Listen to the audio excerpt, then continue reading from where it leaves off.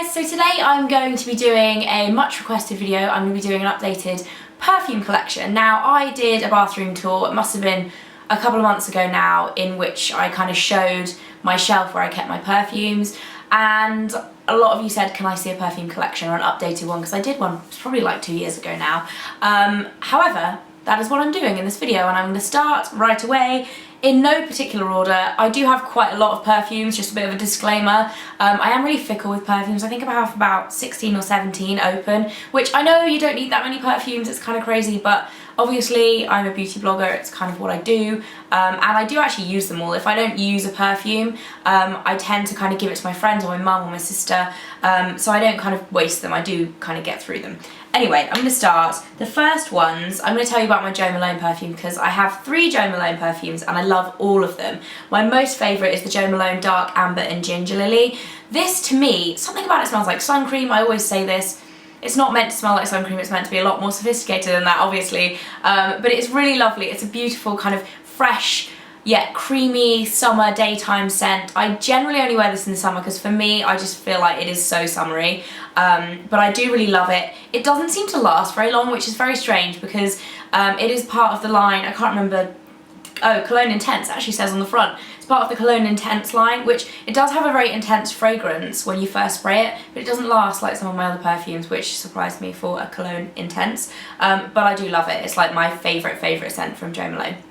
And I love the black bottle too. And then I have 2 other scents from Jo Malone, but they're both in the smaller 30ml bottles. I have English Pear and Freesia, which was actually a gift from my friend Ingrid.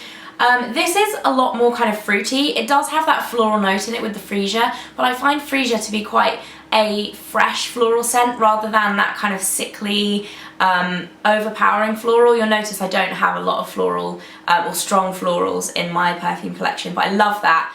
And I used up the first like 2/3 in a few months, and then I don't use it that much anymore. Every now and again I'll use it though, and I do really like it. It's more of a kind of spring summer scent again. And then Pomegranate Noir, which is a classic scent from Jo Malone, very strong, quite sexy, quite sour.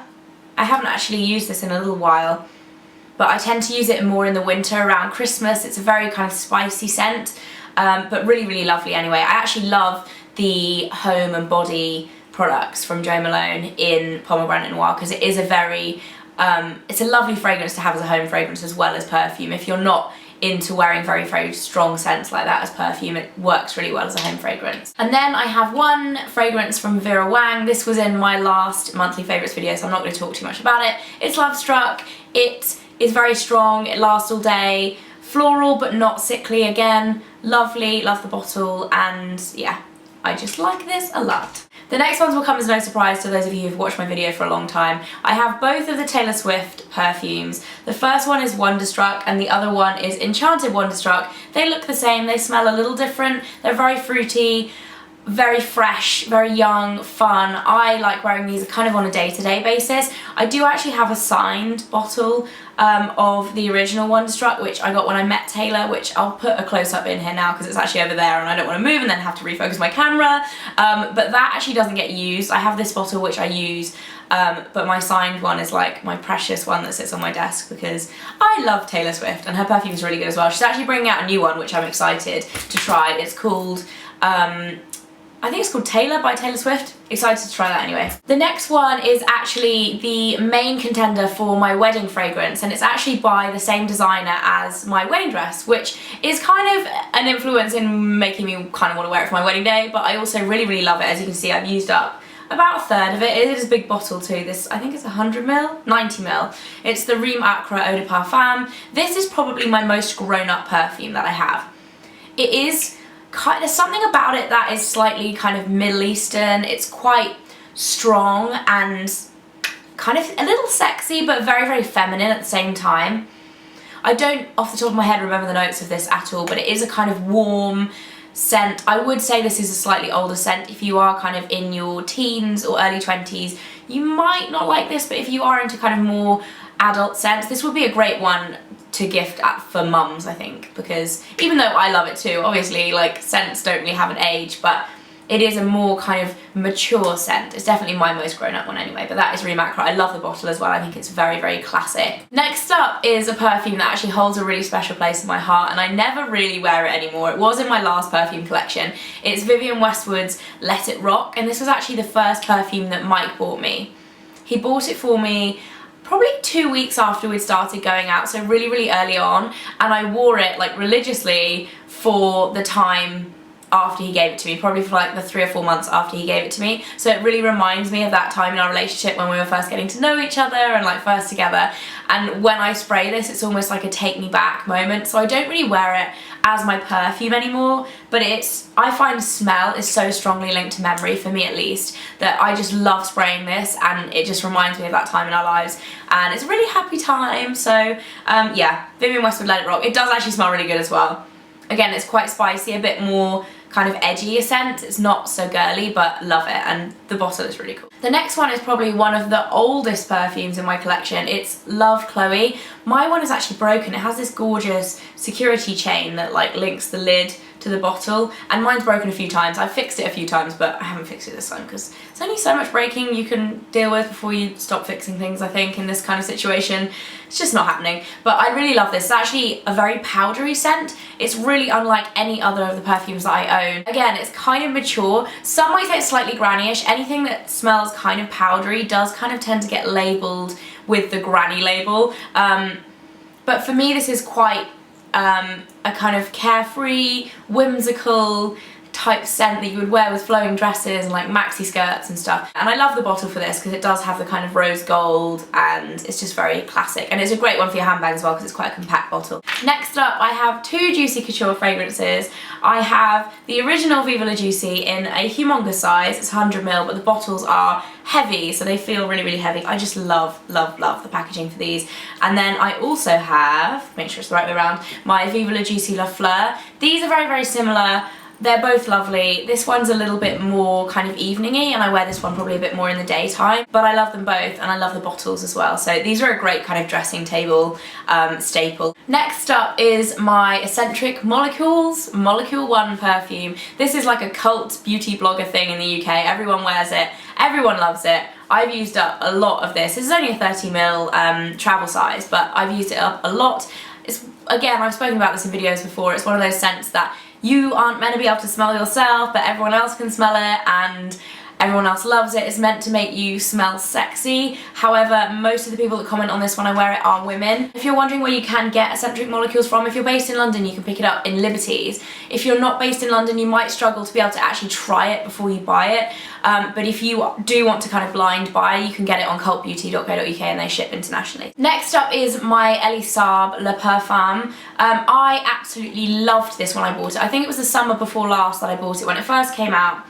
Again, it's a very feminine, kind of floaty, slightly more floral than I normally go for. I love the bottle. I think they brought out an eau de toilette of this. This lasts kind of a medium length. I wouldn't buy the eau de toilette because for me this isn't like a really strong eau de parfum anyway. It's a bit more of a kind of grown-up, sophisticated scent. I tend to wear it if I'm like going out for dinner and things like that. Next is a perfume that I actually haven't used as much as I thought I would. It's the Korres Vanilla Freesia Lychee fragrance. I actually do really, really like this. It's very, very sweet to the point of like sugary sweet. If you don't like sweet perfumes, you won't like this. But I thought I would wear it loads, and I haven't. I've probably used up 1/10 of it. I'm definitely keeping it in my collection because I do really like it and I use it every now and again, but it hasn't been one of my staple perfumes. I think partly because I kind of became obsessed with a few other fragrances shortly after buying it. So it didn't kind of stick around in my affections, if that makes sense. One of those fragrances that I have kind of totally fallen for and I'm in love with, this has been mentioned quite a lot recently because I haven't got it that long ago and I've already used half of it. It's the Fresh Sugar Lychee perfume. I'm pretty sure I haven't even ever smelled anything as tasty smelling as this. It is so fruity. It's honestly like you smell like a delicious fruit cocktail. This is going to be my like #1 summer, spring and summer scent. I bought it in April, so yeah, spring and summer scent for me. Love this. So this perfume is actually the most recent addition to my perfume collection. It's the Carven Le Perfume. This was actually sent to me, and it's a perfume that I never ever ever ever ever would have bought on first spray or on description because it is almost exclusively floral, and I never go for florals, despite the fact that it is exclusively floral pretty much. It is very fresh, very clean, and very, very feminine. If you like floral fragrances, I would definitely recommend this. If you're on the fence like me, I would also recommend this. If you're looking for something a little bit more sophisticated, but you don't tend to like the more sophisticated perfumes, check this out. The bottle is beautiful, the scent is beautiful, and this is the second runner-up kind of contender for my wedding day fragrance. I haven't decided yet, but this and the Rem Acra are like going against each other at the moment in my mind. Lovely, I just love this, it's so beautiful. Definitely an amazing spring and summer scent as well because it is very kind of fresh and fun and girly. And then last but not least, this is an oldie but a goodie. It's my Pixie Eau de Parfum à la Figue perfume. It's Pixie Fig. It smells like figs, like actual figs. If you were to squash a fig and stick your nose in it, it would smell like this. It's so yummy. I don't know about you guys, like a lot of people wouldn't like this because it is quite, I don't know, quite direct in its scent.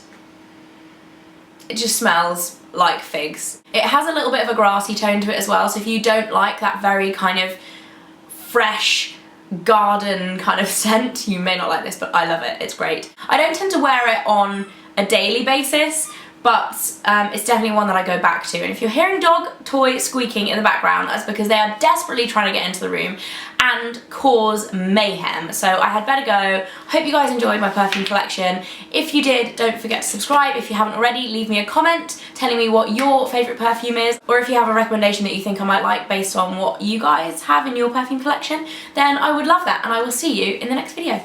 Bye! Okay, so I'm going to start at the beginning by taking you through the door, which is glass, so it lets in a bit more light, which is great. And as you can see, this is the